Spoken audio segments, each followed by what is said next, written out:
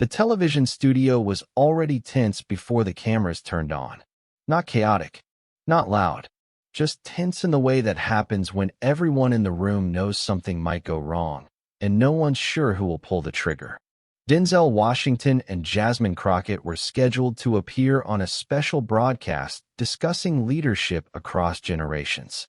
It had been pitched as a respectful conversation between an elder statesman of Hollywood and a rising political figure.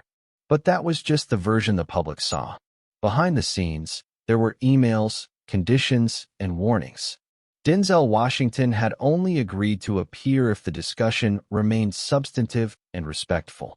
That meant no grandstanding, no political theater, and no attempts to use him as a prop.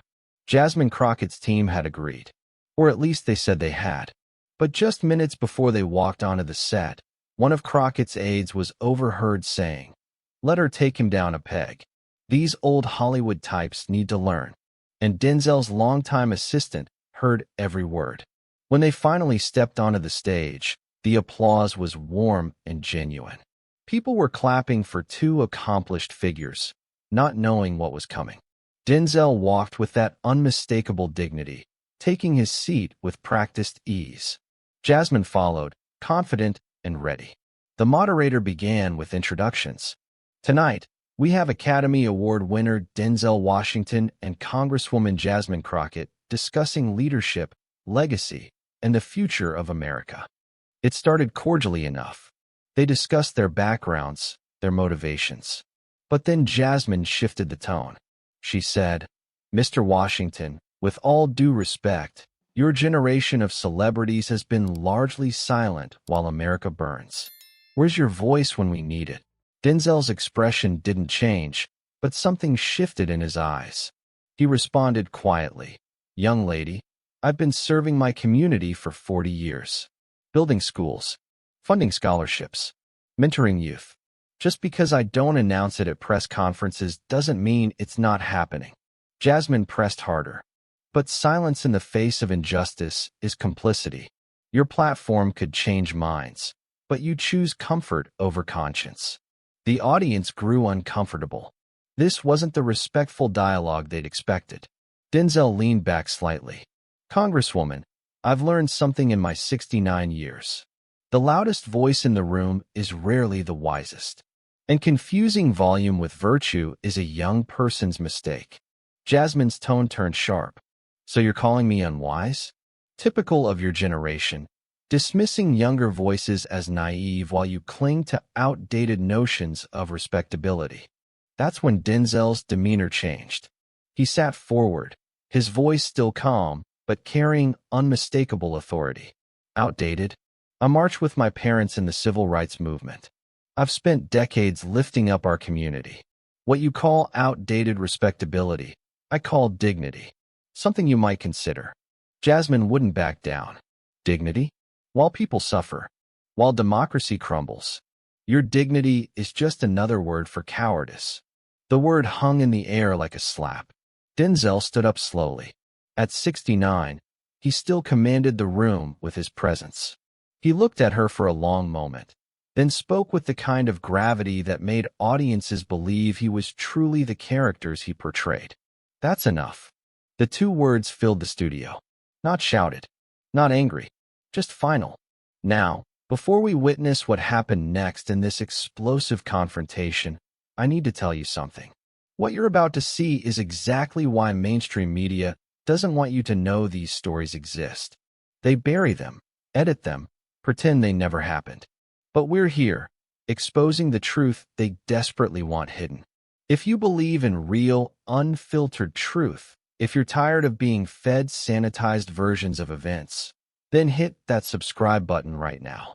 Don't wait until the end, because what's coming next will blow your mind. Subscribe now and join the thousands who refuse to be lied to anymore. Trust me, after you see what Denzel does next, you'll understand why they tried so hard to make this disappear."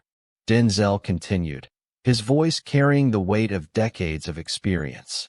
"You want to talk about cowardice? Cowardice is attacking someone's character because they don't perform their service the way you demand. Cowardice is mistaking rudeness for righteousness. Jasmine tried to interject. I'm not being rude. I'm being honest.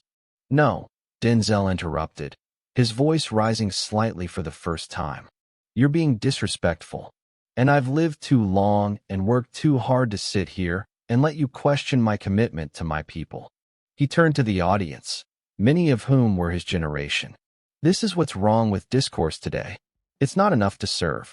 You have to serve the right way, say the right things, post on the right websites. Well, I'm from a generation that believed actions spoke louder than words. Several audience members began applauding. Denzel continued, now addressing Jasmine directly. You know what I did last week? I paid for 20 young men to go to college. Black men from neighborhoods everyone's forgotten. You know what I didn't do? Hold a press conference about it. Jasmine's confidence began to waver. I didn't know. Of course you didn't, Denzel said. Because real service doesn't need publicity. Real change happens in silence, in consistency, in showing up year after year without applause. He stepped closer to her, his presence filling the space. You want to lecture me about courage? I've been Black in America for 69 years. I've faced things you've only read about. I've broken barriers you walk through freely. And I did it with dignity, with grace, with respect for those who came before me. Jasmine stood frozen, unable to respond. Denzel's voice softened but remained firm. You're a brilliant young woman. You've achieved things at your age I couldn't have dreamed of. But brilliance without wisdom is dangerous. And wisdom recognizes that everyone fighting for justice doesn't have to fight the same way. He looked around the studio. I'm tired of this. Tired of being told my generation failed because we don't tweet our every thought. Tired of being called complicit because we choose strategy over spectacle. Tired of young people who mistake our discretion for disengagement. The audience was completely silent, hanging on every word. You want to know what I stand for? Denzel asked. I stand for the single mother who cleans offices at night so her kids can have better.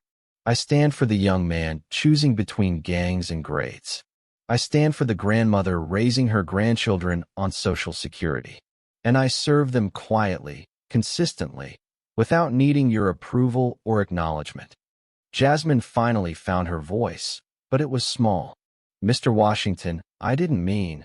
Yes, you did, he said simply. You meant to embarrass me, to paint me as out of touch, to score points with people who think progress only looks one way. Well, congratulations. You've shown everyone exactly what's wrong with our discourse. He headed for the exit, then stopped and turned back. One more thing, Congresswoman. That school I mentioned building? It's in your district. Those scholarships I fund, they go to your constituents. That mentoring program? It serves the very people you claim I've abandoned. The difference between us is I don't need you to know about it. I just need it to work. He looked at her one last time. When you've served as long as I have, when you've changed as many lives, when you've carried as many people's hopes, then you can lecture me about courage. Until then, young lady, learn the difference between volume and value, between performance and purpose, between being seen and being effective. He walked off with the same dignity he'd entered with. Jasmine stood on stage, frozen, tears forming in her eyes. The studio erupted in applause, not for drama, but for truth delivered with the kind of authority only decades of genuine service can provide. What happened next would spark a national conversation about respect, service, and the danger of dismissing elder wisdom. After Denzel's exit, the studio remained in stunned silence for several moments. Jasmine stood alone on stage, visibly shaken, struggling to process what had just happened. The moderator tried to salvage the broadcast, but the damage was done. Jasmine finally spoke, her voice barely above a whisper. I need a moment. She walked off stage, leaving the audience in uncomfortable silence.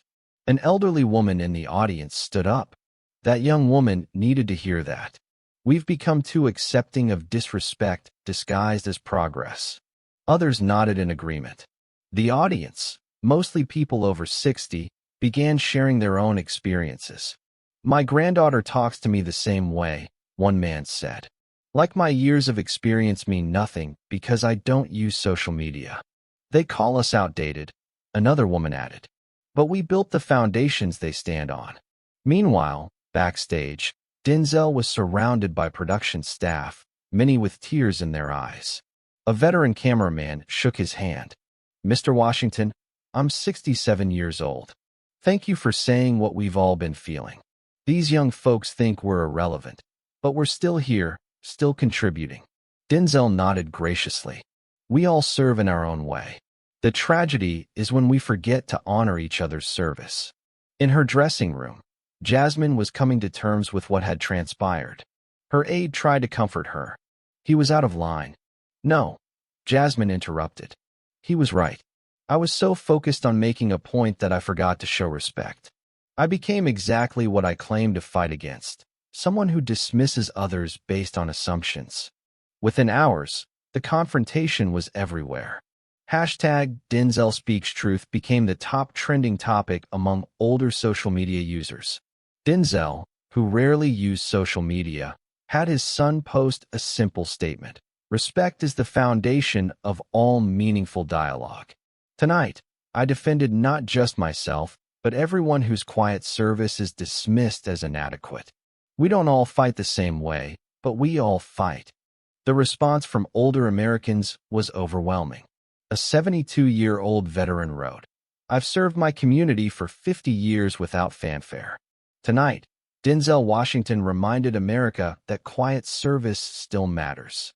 A retired teacher posted, We're told we're out of touch, but we're the ones staffing food banks, volunteering at hospitals, raising grandchildren. Thank you, Denzel, for defending our dignity. Surprisingly, Jasmine posted a lengthy, heartfelt apology that night. Tonight, I learned a valuable lesson about humility and respect. I went on that stage thinking I was speaking truth to power, but instead, I was speaking ignorance to wisdom. Mr. Washington has contributed more to our community than I could have imagined, all without seeking credit or praise.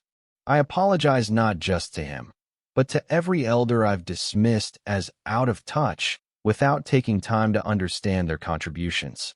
True progress honors the past while building the future. Tonight, I failed at that. I will do better. The apology was well received, particularly among older viewers who appreciated her willingness to admit error. 3 days later, something unexpected happened. Denzel reached out to Jasmine privately. They met for coffee, away from cameras. Later, Jasmine shared, Mr. Washington showed me more grace than I deserved. He spent 2 hours teaching me about the power of quiet service, about the civil rights leaders who worked behind the scenes, about the importance of building rather than just speaking. I left that coffee shop a different leader than I entered.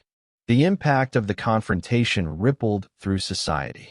Younger activists began reaching out to older community leaders, seeking wisdom rather than dismissing experience. Intergenerational dialogues increased across the country. Churches and community centers hosted wisdom and energy forums, bringing together older and younger leaders to share perspectives respectfully.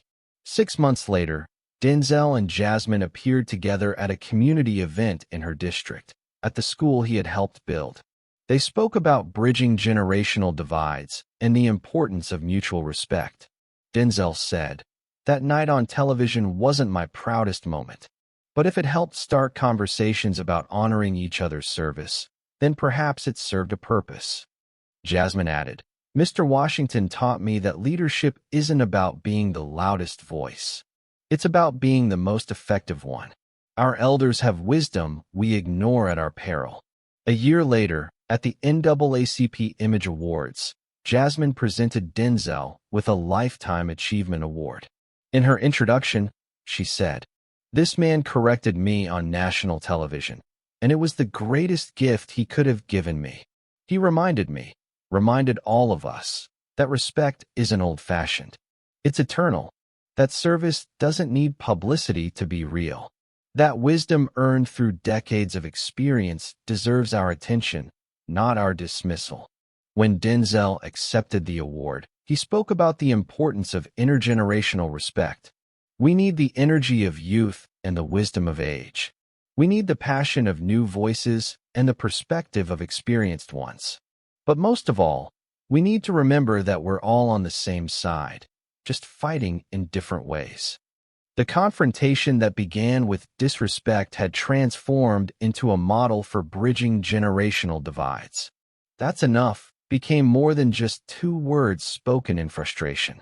They became a rallying cry for mutual respect, for honoring different forms of service, for recognizing that progress doesn't require dismissing the past. Denzel Washington didn't just confront Jasmine Crockett that night. He confronted a culture that had forgotten to honor its elders, that mistook volume for value, that confused disrespect with progress.